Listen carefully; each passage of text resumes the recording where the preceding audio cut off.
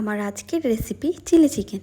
Chilli chicken কিন্তু অনেকেই অনেক রকমভাবে বানায়, তবে আমি কিভাবে বানাই সেটাই আজ দেখাবো। চিলি চিকেন বানানোর জন্য এখানে আমি 800 গ্রাম বোনলেস চিকেন নিয়ে নিয়েছি। আপনারা চাইলে উইথ বোন পিসও নিতে পারেন। এবার চিকেনটাকে ম্যারিনেট করার জন্য প্রথমেই দিয়ে দিচ্ছি 2 চামচ আদা বাটা, স্বাদ মতো নুন, গোলমরিচ গুঁড়ো, রঙের জন্য রেড চিলি পাউডার, একটা ডিম, 1 টেবিল চামচ কর্নস্টার্চ, 1 চামচ ময়দা। এবার সব কিছু ভালো করে মিশিয়ে নেব।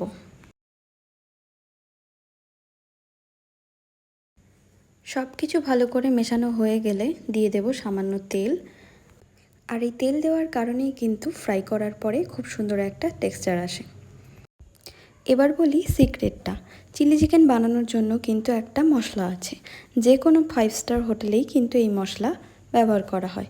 এই মশলাটা বানানোর জন্য নিয়ে নিয়েছি গোটা কয়েক দারচিনি, এলাচ, লবঙ্গ, মৌরি, আর এর মেন উপকরণ হচ্ছে তারা ফুল। এবার সবগুলো মিক্সিতে দিয়ে খুব ভালো করে গুঁড়ো করে নেব। এরপর সব সসগুলো আমি আগে থেকেই মিক্স করে রাখবো, যাতে রান্নার সময় ভেজিটেবলগুলো জ্বলে না যায়। তাহলে প্রথমে দিয়ে দেবো টমেটো সস। টমেটো সসটা কিন্তু এখানে একটু বেশি লাগবে। দিয়ে দেব গ্রিন চিলি সস আর সয়া সস। এবারে ভালো করে মিশিয়ে নেব। এবার চিকেনগুলোকে ফ্রাই করার জন্যে একটা কড়াইয়ে আমি সাদা তেল দিয়ে নেব। এবার তেল গরম হয়ে গেলে চিকেনগুলোকে ভালো করে ভেজে তুলে নেব। চিকেনগুলো দেওয়ার সঙ্গে সঙ্গেই কিন্তু নাড়াবেন না, মোটামুটি 20 সেকেন্ড পর্যন্ত ওয়েট করে যাবেন। এরপর একটা ছোট চামচ বা ছোট খুন্তি দিয়ে আস্তে আস্তে নেড়ে চেড়ে ভালো করে ভেজে তুলে নেব।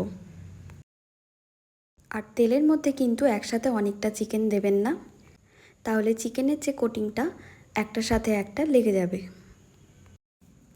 এইভাবে আমি বাকি চিকেনগুলো ভালো করে ভেজে নিলাম। এইবার ওই কড়াইতেই আরেকটু সাদা তেল দিয়ে দিলাম একটা শুকনো লঙ্কা, দিয়ে দিলাম রসুন কুচি আর আদা কুচি। এটা কিন্তু খুব ভালো করে ভাজার দরকার নেই, একটু নেড়েচেড়ে নিয়ে দিয়ে দেব পেঁয়াজগুলো। পেঁয়াজগুলো খুব বেশি লাল করে ভাজার দরকার নেই, হালকা গোলাপি রঙের হয়ে এলেই দিয়ে দেব ক্যাপসিকাম। এইবার এগুলো ভালো করে মিশিয়ে নেব। এইবার দিয়ে দেব আমাদের যে ফ্রাই করা চিকেনগুলো ছিল সেইগুলোকে। এটাকে দিয়ে কিন্তু খুব ভালো করে মিশিয়ে নিতে হবে। মেশানো হয়ে গেলেই আমাদের যে আগেই বানানো সসটা ছিল সেটা এর মধ্যে দিয়ে দেব। আপনারা যদি এখানে সসগুলো একে একে দিতেন তাহলে চিকেন আর ভেজিটেবলগুলো কিন্তু ওভারকুক হয়ে যেত। দিয়ে দিলাম সামান্য গোলমরিচ গুঁড়ো। এরপর খুব ভালো করে আরেকবার মিশিয়ে নেব। আর গ্রেভিটাকে ঘন করার জন্য দিয়ে দেব খুব সামান্য কর্নস্টার্চ।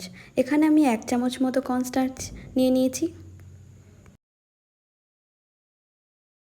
আর সেটাকে কিন্তু খুব ভালো করে একবার মিশিয়ে নিতে হবে। এবারে দিয়ে দেব আগে থেকে গুঁড়ো করা ওই মশলাটা। এবার মশলাটা দিয়ে দিলেই কিন্তু রেডি আমাদের চিলি চিকেন। এবারে ওপর থেকে একটু সাদা তিল ছড়িয়ে দেব। ব্যাস রেডি আমাদের চিলি চিকেন। ভিডিওটা তাহলে এখানে শেষ করছি। সবাই ভালো থাকবেন।